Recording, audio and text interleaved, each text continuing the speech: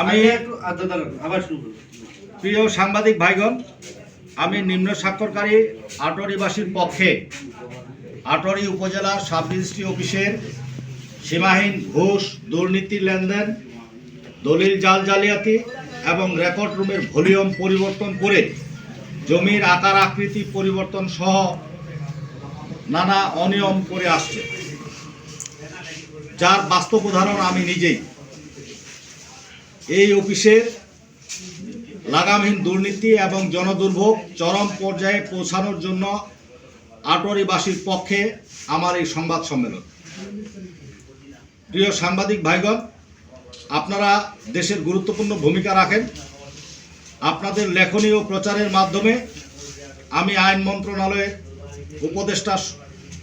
উপদেষ্টা সচিব, স্বরাষ্ট্র মন্ত্রণালয়ের উপদেষ্টা সচিব, ভূমি ও আপিল বোর্ডের সংশ্লিষ্ট কর্তৃপক্ষ,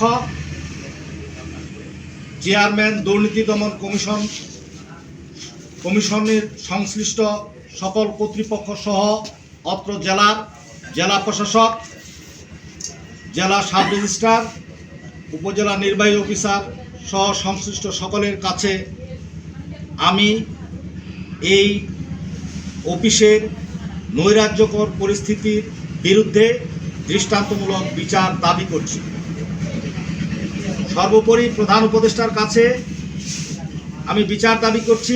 আটোয়ারী উপজেলা সাব রেজিস্ট্রি অফিসের সকলকে আইনের আওতায় নিয়ে এসে দৃষ্টান্তমূলক বিচার আপনাদের মাধ্যমে দাবি জানাচ্ছি। বাস্তব উদাহরণ হচ্ছে যে, আপনাদের একটা বিষয় বলি যে, একটা দলিল, একই দলিল দুই ধরনের, দলিল নাম্বার একই, কিন্তু তার সার্টিফাইড কপি আমরা যখন তুলেছি, মানে আমার একটা জমির যে সার্টিফাইড কপি আমি তুলেছি সেটা দুইটা, একই দলিল, কিন্তু সেখানে আপনার জমির ধরন এবং দিক তারা হচ্ছে পাল্টায় দিছে, এবং এটার সাথে সঙ্গতি রেখেছে আপনার হচ্ছে ভলিউমে।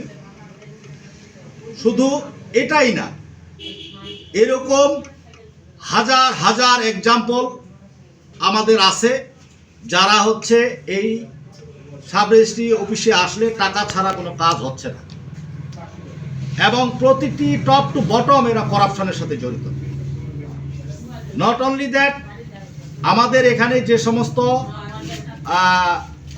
আবাদি জমি আছে, এই আবাদি জমিগুলোকে তারা যেভাবে রেজিস্ট্রি করে দেয়, বিভিন্ন শিল্প কলকারখানা, ফার্মগুলোতে তারা হচ্ছে এগুলো কিন্তু দেওয়ার বিধান নেই, কারণ কৃষি জমির পরিমাণ যাতে কমে না যায়, এটি হচ্ছে তারা অনেক টাকা উৎকোচের বিনিময়ে এই ইয়েগুলো তারা হচ্ছে এই ফার্মগুলোকে তারা হচ্ছে দিয়ে, এটা হচ্ছে তাই ফার্মগুলোকে, এবং এইদিকে প্রচুর পরিমাণে ফার্ম হচ্ছে, যাতে আবাদি জমি সাংঘাতিক রকমের বিনষ্ট হচ্ছে। আমি যেহেতু এই এলাকার ছেলে, আমার বিবেকের তাড়নায়, আমি সকল দিক বিবেচনায়, এবং আমার কাছে অনেক কমপ্লেন আছে, এবং সবচেয়ে বড় বিষয় যেটা, সেটা হচ্ছে যে আমি নিজেই এই সাফারা দলিলটা বাইর করি।